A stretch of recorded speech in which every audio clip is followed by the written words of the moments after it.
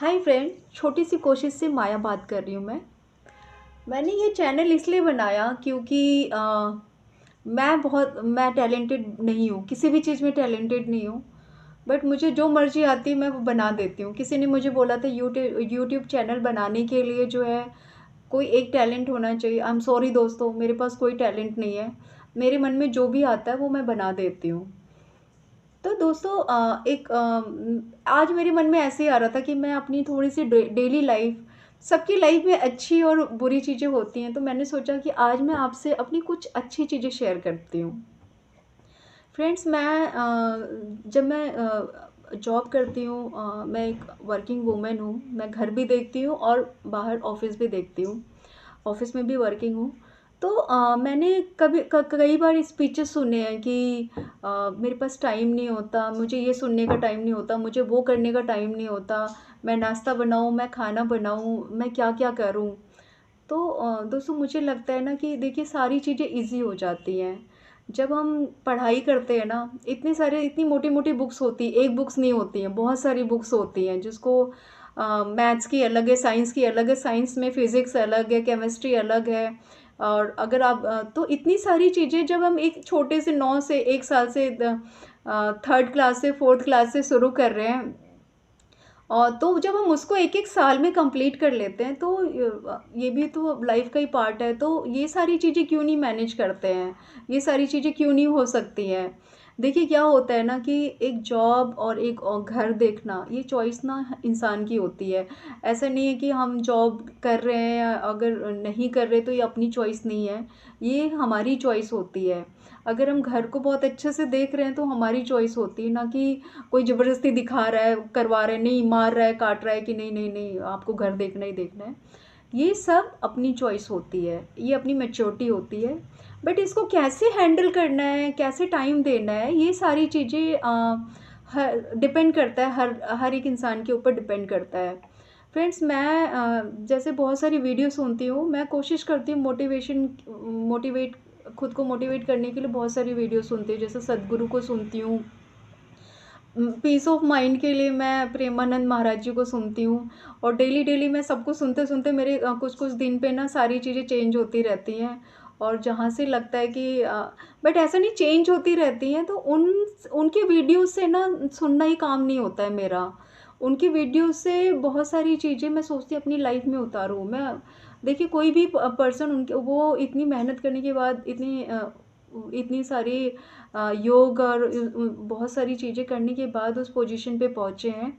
वो हमें ज्ञान अगर कुछ दे रहे हैं ना, तो अगर कुछ उनकी वीडियो से हमें कुछ सीखने को मिल रहा है या किसी की भी वीडियो से कुछ सीखने को मिल रहा है, तो आप 10 चीज़ें 10 लाइन में से आप देखोगे तो 1 लाइन आपके दिमाग में ज़रूर उतर जाता है कि तो मैंने एक बार सद्गुरु की वीडियो सुन रही थी, तो उसमें एक लेडी बोल रही थी कि सद्गुरु, हम मैं वर्किंग वूमन हूँ, मैं घर देखूँ या ऑफिस देखूँ, समझ में नहीं आता, मुझे अपने लिए टाइम ही नहीं मिलता, मैं योग कहाँ से करूँ, मेरे पास टाइम ही नहीं होता।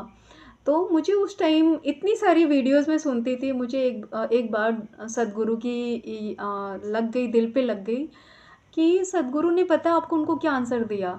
सद्गुरु ने अनीता जी को ये आंसर दिया कि अनीता जी, आप एक बात बताओ, आप सबके लिए आप किसके लिए उठते हो जल्दी, किसके लिए करते हो, किसके लिए भाग दौड़ करते हो? तो अनीता जी ने बोला कि मैं अपनी फैमिली के लिए करती हूँ, अपने परिवार के लोगों के लिए, अपने परिवार के लिए करती हूँ। तो सद्गुरु जी ने बोला कि अनीता जी, आप पूरे परिवार के लिए पूरा दिन घूमते हो, मतलब भागते दौड़ते रहते हो, और आप ये बताओ कि आप अपने लिए क्या करते हो? तो अनीता जी ने बोला कि सद्गुरु, मैं खाना भी ढंग से नहीं खा पाती, मैं भागते-भागते खाना खाती हूँ। कभी किसी को कुछ, कभी किसी को कुछ। तो सद्गुरु जी ने एक इतनी अच्छी बात बोली कि अनीता जी, आप खाना भी नहीं खा पाती, खाना भी भाग-भाग के खाती हैं। जब आप दूसरों के लिए इतनी सारी चीज़ें कर सकती हैं, तो क्या आप अपने लिए आधा घंटा या 1 घंटा नहीं निकाल सकती हैं?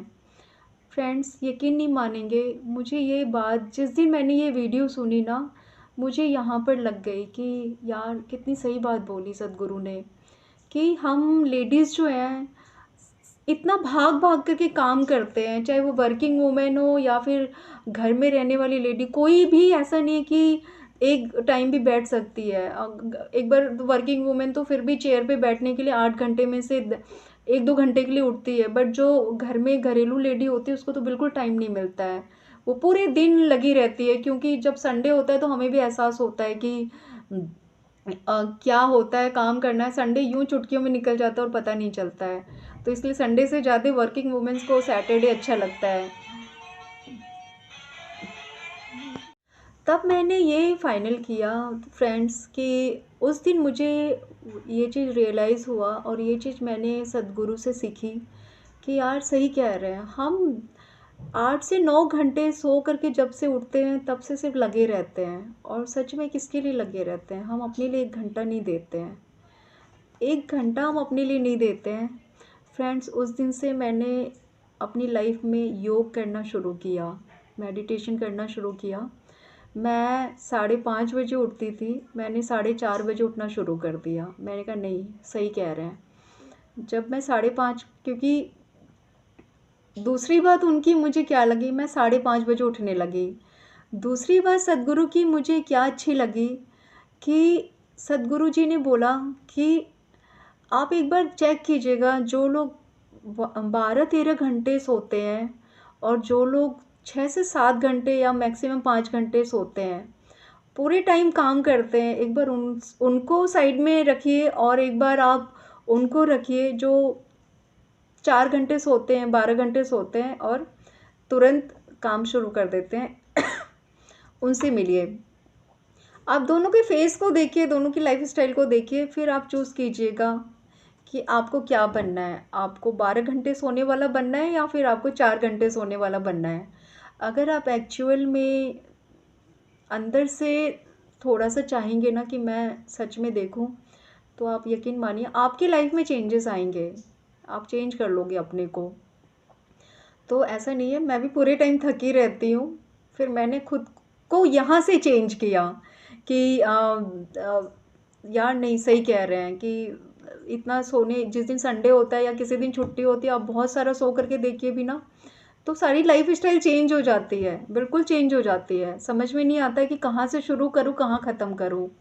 तो इस चीज़ की खुशी होती है कि जल्दी उठ करके हम सारी चीज़ें डिसिप्लिन के साथ चलता रहता है, टाइमली उठते हैं, टाइमली खाते हैं, टाइमली घूमने जाते हैं, टाइमली अपना-अपना सारा लंच, डिनर सब कुछ हो रहा है। तो फिर जब उसके साथ उसका कंपेयर करती हूँ तो लगता है नहीं, सही कह रहे हैं। जल्दी उठना ही सही है, जल्दी उठ करके अपना काम-वाम करके सारी चीज़ें, सारी डेली रूटीन अच्छा लगता है। सोने से तो बेटर है कि उठ करके कुछ करो आप। तो ये सारी चीज़ें मैंने सुनी। दूसरी चीज़ मैंने फ्रेंड्स ये एक बार ऐसे ही वीडियोज़ देख रही थी और मैंने प्रेमानंद महाराज जी को सुना। बहुत सारी चीज़ें ऐसी बताते हैं जो दिल को हिला देती हैं, डर लगने लगता है, और बट जब डर लगने लगता है तो बहुत सारी चीज़ें समझा भी देते हैं कि नहीं, जैसे हमारे बच्चे हैं जो बहुत सारी गलतियाँ करते हैं और हम उनको माफ़ कर देते हैं, या हमारे पेरेंट्स हमें माफ़ कर देते हैं, तो हम सब तो ईश्वर के बच्चे हैं। हम जितनी गलतियाँ करेंगे उसको ईश्वर ज़रूर माफ़ करेंगे। ऐसा नहीं है कि 100% सब अच्छे ही हों, सब सही ही हों। गलतियाँ होती हैं, पता नहीं कितने पाप होते हैं एक दिन में।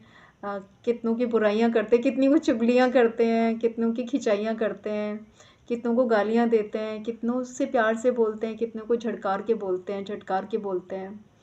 तो तो ये रूटीन है कि मैंने थोड़ा प्रेमानंद जी महाराज जी का ये सारी चीज़ें सुननी शुरू की।